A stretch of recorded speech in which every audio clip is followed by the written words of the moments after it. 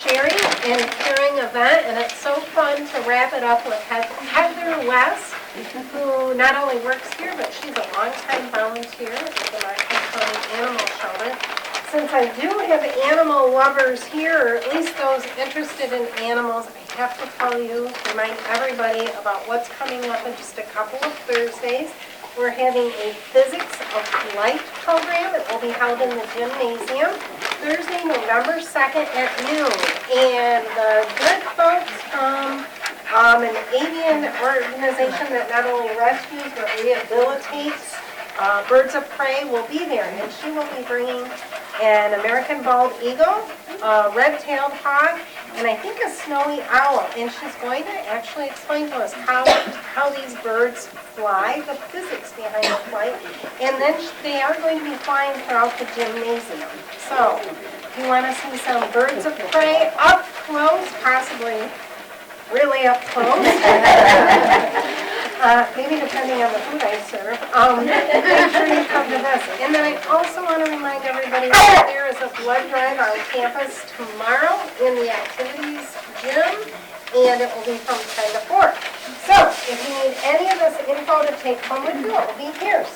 I have Otto with me today. Otto is my shelter dog from the Hastings shelter, and he's a black Corgi mix. So at this point, we're turning it over to Heather and Judy. Thank you. So as Katie said, my name is Heather Wesp. I am a biology instructor here on the campus and a long-term animal shelter volunteer. This is Gideon, who is one of our current residents at the shelter. He was found as a stray and should be up for adoption soon. We'll talk about some of our policies like hold lengths and different things like that. Yeah, and he's a little bit of a vocal beagle, so. You guys are more than welcome to ask questions at any point. You don't want to say hi to John. You know he's an animal guy. If you had any questions during the presentation, I just tried to incorporate some pictures of the animals as well as some little bit of behind the scenes, like parts you might not be aware of if you've never been to our animal shelter and that kind of thing. So we're located out on M66, well technically off of M66 over by we've got all the county buildings right here, but if you know your BC Pizza, we're across the road a little bit. Side yes! This is what our building looks like, so that houses our indoor kennels, our indoor kennel space. We also have some outdoor kennel space and types of things. Are you stuck? Do you know how to back up? Not everybody comes in leash smart depending on their history, and again, him being a stray, we don't know if he was socialized to be on a leash or that kind of thing.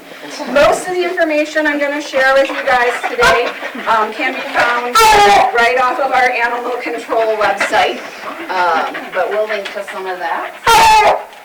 We are currently more staffed than we've ever been at the shelter. We have 2 animal control officers, 1 full-time and 1 part-time right now. And so that's a list of some of their basic duties.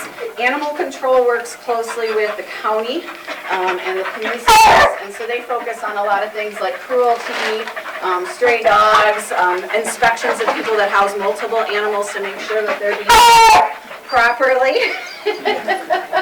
But they also hold things like microchip clinics where you can get your animal chipped at reduced costs, as well as vaccination clinics. And they work very closely with the Bissell Foundation. Kathy Bissell, some of you may be aware, the vacuum people, is very much into animals, and they they offset a lot of rescue and shelter costs so that we can put our animals out for reduced fees. I got my Abby. Yeah. The fees that we charge basically cover the care of the animal, and so for cats it starts at $20 and it can go higher. For dogs it varies a lot on the condition they come in. So if they need a lot of medical treatment, if it's a spay or a neuter, there's different things that go into their costs. But those events that we hold multiple times a year take the cost down to like $25, $30 range. We also have several kennel attendants right now, one full-time and 2 part-time. Yes, you can be petted. And so they do all the things like the daily tasks associated with the care of the animal. Not that the animal control officers don't help out quite a bit, but there's a lot that goes on, and it's not just playing with dogs. When you're a kennel attendant, there's a lot of cleaning that's involved, okay? And then there's the volunteers. So typically, they try to run a shifts where we have at least 3 folks working in the morning. Morning is when we feed and also overnight cleanup, so it's a little bit longer. And then 2 volunteers working on the afternoon, or 2 folks working on the afternoon shift between the kennel attendants and our volunteers. I think it's 14%, so again, she's a mutt, there's a lot of things going on. 14% Weiler. Oh, wow. Yeah. So she looks like a teeny tiny lab small black dog. So fostering opportunity, sometimes temporary, like when we've got puppies and then they immediately go up for adoption and usually find homes pretty quickly. And sometimes the other reason that we foster is if we've got long-term dogs in the shelter and often they're not doing well in the shelter environment. They need that engagement, they need that one-on-one. And so we try to get them out of that shelter engagement and into a home while we can work on getting them into a rescue or adoption. Yeah, of course, except lots of don't. I do have some treats for you, but I don't know if the Eventual one. So we have an Amazon wish list, which is also the QR code right here that is shared via the website as well. There's a lot of things on that, and we update that on a regular basis for whatever our current needs are. But our common needs all the time are food, dry and wet, dog and cat. Okay. We use paper towel for a lot of things. Okay. And then we always use leashes and collars because they come in, but we also, whenever we adopt an animal out, we send them home with a little care. And that includes a leash and a collar and some toys and stuff. So we're always replenishing those. You can drop off pop bottles. If you don't want to deal with taking those 10 centers back, we will do it. Our volunteers will haul them in, and we do get a decent amount of money that way. And of course, we take cash, check. I don't know if we have a Venmo or a PayPal. I should check with them to see if that's something that we could share out across our social media. So, all right, I thought I would switch back to some animal pictures and some behind the scenes. So here's some of our cats. This is our cat room, and you'll be able to see a little bit more on the next one. So these are some photos. But we try to provide enrichment with different beds. They love the windowsills. We use catnip. There's toys and such. You walk in the door and they immediately greet you. You have to kind of check personality. These cats are very so you have to put the right mix of cats in there. Not every cat that comes in is going to handle that particular environment well. So here's kind of a little bit farther. You can see we've got some food and water stations, some different toys, different perches and different heights of things. So a lot of engagement in that room that allows them. And they're there. It's not that they're just there during the day. That's where they're hanging out for the most part. So cool. That's a new tree. Yes, we have this one as the new tree. We've had that one for a while, but this is a newer thing. In the back, we also have additional cat kennels for our animals that aren't as comfortable. We do bring in sick cats. We do bring in feral cats that aren't socialized. And so we have some individual chambers that are set up, and you can see there's almost all of our stuff is raised PVC piping bedding. That's really easy to clean. And it gives our cats at least a place to go under or on top, which a lot of them like. This top chamber we recently modified. It's nice. There's now openings in between so we can have all 3 be connected. Like if there's a mom and a bunch of kittens, they can have the whole range kind of a thing. Cool. And then we do have 2 what we call kind of isolation units where we're working on animals like this one says do last, probably something communicable. They need to mix with any of the other cats kind of a thing. And so that's some of our cat spaces. Our cat waiting list, I didn't get the updated numbers, but it's huge. It's usually hundreds. Honestly, a lot of times we'll tell people, work with Cannonsville Critters, work out with some of the other rescues. We really only have, and that's our facilities, right? We have 7 kennels in the back and a cat room. That's it for cat spaces. But literally hundreds of calls about cats. So we do the sick, the injured, the feral, the moms with the kittens that don't have any place to go, and if it's an adult healthy cat, odds are we're not probably going to be able to get it. But we'll give you resources and where you might be able to get into a rescue. Oh, poor Gideon. Hey.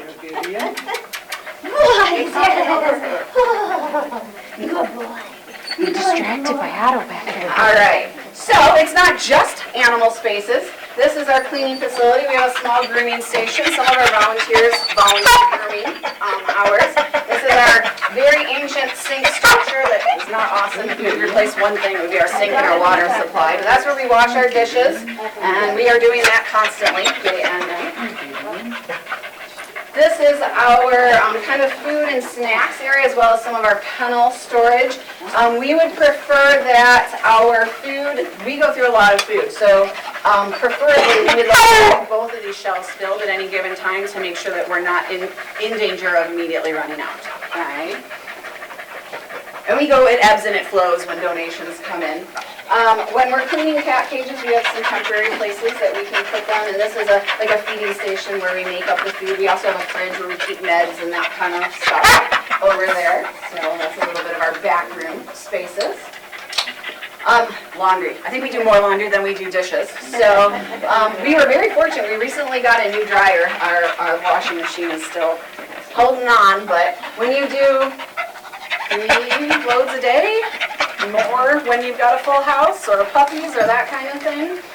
So it adds up quickly. So anytime, this is some of our blanket and bed and towels. I know, Gideon. Anytime that it's soiled, it's wet, it's hairy, it's poopy, it comes off. So that could be a couple times a day that it gets switched out, or it could be once a day, give or take, depending on what's going on in the kennel. A lot of times those care kits, these come in a lot of Thanksgiving, December, you know, when they have the sales. And so we just hold on. We don't even use them in the kennels, and we give them out when we adopt animals and that kind of thing. See, we do get a fair amount of toys and equipment. It's an important activity. Hey, buddy. You be quiet. Just no. There we go. We'll see. He needs the timeout room. It's a lot of stimulation for him. Like I said, he's only been in the shelter for a week or two, and we don't know his. He goes, oh, see Katie. But enrichment's something we really focus on. Most of our dogs have a couple of toys in their kennel. They get snacks during the day. We will do lick balls and snuffle mats and different types of things that help them. Mental working is almost as important as physical working, so that really helps with some of the behavioral issues that could creep up otherwise. So behind the scenes dogs, we have 24 kennels, okay, 24 kennels, but typically our capacity is 20 dogs because we reserve 2 kennels for police drop-offs if they're in any situation where they've got to bring a dog in, and 2 kennels for transfer and cleaning because you've got to have a place to put a dog while you're working on cleaning their kennel. So 20 is kind of our max. Have we been over that? Absolutely. Every so often you'll get a really big case of neglect or a court seizure or something will come in.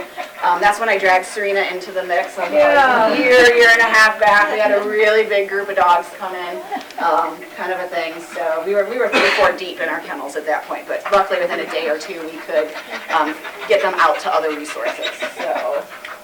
And these are all current dogs, by the way. So we've got a couple of beagles. This is Grandma. She came in with a mom and a litter of puppies, and so that's what we call, everybody calls her Grandma. And this is one of, we had our litter come in all with, are we peeing? Hi. We had the litter come in with some visual impairments. Probably some, you got it? Okay.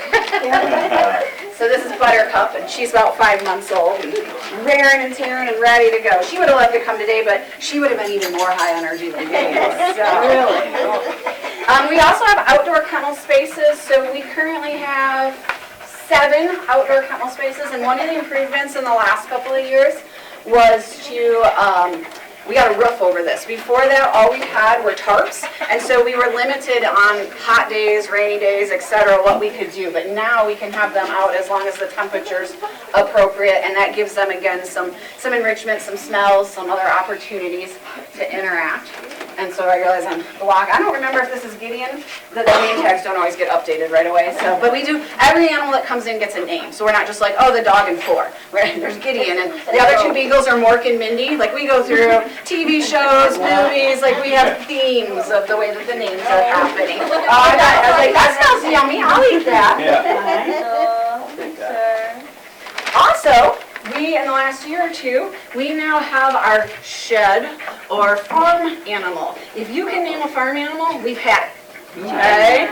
So chickens, geese, Ducks and pigs are probably the most often ones that we've housed in this unit, but we have had goats, we have had sheep. We've never brought in horses or cows. We immediately get those into like foster or rescue organizations. We just don't have the facilities. But I mean, we're a rural county, right? And animals get loose, animals wander away, and so. But typically, we don't have too much problem because we are a rural county finding homes for those animals as well. They get adopted out. We also have a lot of others. Anybody guess other types of animals we might get besides dogs, cats, and farm animals? Parrots, guinea pigs. We do get birds occasionally, different types. I heard rabbits. Occasionally, if it's a like, you have to be, there are wild rabbits too, but you can usually tell the difference. Snake. Guinea pigs. Ooh, we do. I get the occasional reptile. We get guinea pigs, believe it or not. Yeah, those kinds of things. I have the last bearded dragon. She got a bearded dragon from, and That's reason number 3. So we have alternative caging, we have heat lamps, and we have poultry feed, and so we do work with pretty much any animal that we can, work with in this scenario. So,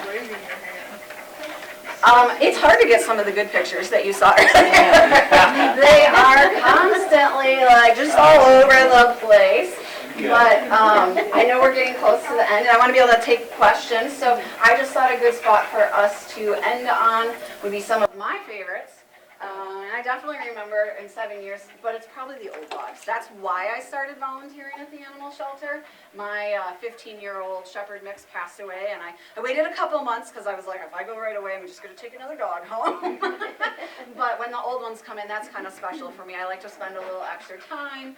I hang out in the cages. We sit outside in the sun. We don't need to walk. We don't need to do all that other stuff. We just need to enjoy each other's company. And sometimes they might bring a treat in.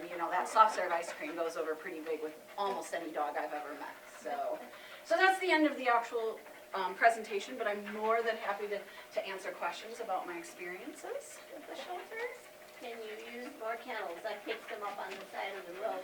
So we do have a shed that I didn't show you a picture of where we store the collapsible kennels, right? That kind of wire cage kennels. And we do use the hard-sided plastic ones for transport. I can certainly check with the animal control officer to see what our current status is, because again, sometimes it just depends on if we sent them home with somebody, or when we have a really big event, a seizure, a group come in, sometimes those are used temporarily because we've just got to put the animals somewhere, so then they get pulled out of storage and that kind of thing. So it is something that we do take as a donation. Okay. Jamie? What about blankets and those kinds of things? Yes. I have a lot. We will always take blankets. You saw that we had a fair amount in there. If we can use them once and toss them, sometimes we do that. Sometimes, honestly, it's not worth cleaning whatever happens in that kettle. And we get enough blankets that we can do that. And when we get really big on blankets, we do reach out to some of the other shelters and rescues in the area and say, hey, we've got a lot of this right now. Could you use it? And we pass it along. So, Like blankets, towels. blankets and towels are probably our top ones. Pillows, not so much. The dogs just shred them. We really just need the actual dog bed type things for those. So. Heather, you mentioned other facilities. What ones are somewhat near? So in Montcalm County, we're the only shelter, so whether it's an animal control or some places are nonprofits or they're called humane societies, and so they have different. Are you gonna pee again, buddy? He's thinking about it. He's thinking about it. Let's distract you. So we're the only shelter. There's Cannonsville Critters is a Montcalm County rescue, mostly aimed at cats. There's a couple of other ones, and we definitely work with the surrounding counties like Kent, Gratiot, Ionia, that kind of thing. We trade animals when anybody's overloaded or needs a different environment and that kind of thing. So. I don't actually have a question. I just want to say thank you. Every year.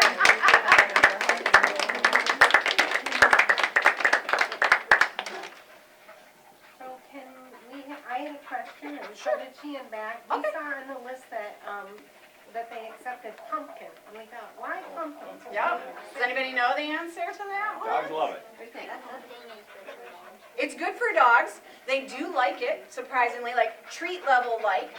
And if they're having irregular bowel movements, it will help settle that up. So, we use it both ways, both as a treat and to help with some of the bathroom issues. Yeah, there's a question over there. What's your adoption fee for your shelters? So it varies, let me double check at my numbers here for the, I wanted to ask that. So cats range from 25, or I'm sorry, dogs range from 25 to 200. And again, that's the direct cost of the care. We don't get subsidized through the county funding. The county funding pays the salaries, it pays the air conditioning, it pays the electricity. None of the volunteers, we're all in there giving our own time. So that's just so that we're kind of staying breaking even and can provide some of the enrichment services and such. Cats, I think I misspoke earlier. I thought it was a little bit lower. And we just sort of average those guys out even though they have different medical costs and needs too. And that's usually around 60, okay? So we are a little bit more than some other shelters because everybody's funding is different. And so for us, we're just trying to break even the cost of caring for the animals. But if you watch for those Bissell Foundation events, the costs go way, way down, like 25 to 40 bucks for the animals. And so the Bissell Foundation pays the rest of the cost. I would just say though that paying that fee would honestly be better than trying to like shop for a different pet. Yes, yes, 100%. I mean, I'm an animal person and I work in a shelter, right? Volunteer at a shelter, but there is a lot of lovely animals out here that make wonderful companions. You can almost always find the one that's perfect for your household, and they need the home right now, right? So, and we do get all ages. We do get puppies, so those ones tend to go pretty fast when a litter gets old enough to be adopted out. But we get middle-aged guys like Gideon here, who's 5. Now, honestly, that's not that old for a little dog. He could easily live another 10 plus years. Yeah. And they're already spayed or neutered, and I don't know if Yeah. you've scheduled one lately, but oh my. Yeah, that cost you're paying includes the spay neuter. We do not adopt out any unspayed or neutered animals. And you can also, if you see a lost dog or a found dog or something pop up on our social media, the minimum hold is 4 days for a stray. We try to err on the side of caution, and we usually go at least a week because sometimes they travel, they get moved around. We certainly don't want to adopt out a dog that's owned to anybody, kind of a thing. And then you can pre-arrange the adoption, but our spaying and neutering, we do not have a vet on staff. So we work with all the local vets in the area, and they offer a little bit of a discounted rate to us again as the shelter, but we're at kind of the mercy of their scheduling. So sometimes it takes 1-2 more weeks to get them spayed and neutered, but we're not sending them home until that's done. But then that's taken care of. So. Any other questions for Heather while we have her here? Where do I sign up to be a foster? You would call the animal shelter and make an appointment and talk to them. Yep, absolutely. Yep. So she has a lot of great information right over here where you pick There's a up your couple handouts, tickets. Yep, some great information. But because we have Heather here, and this is a library, but we have animals, we have prizes to hand out. If you'll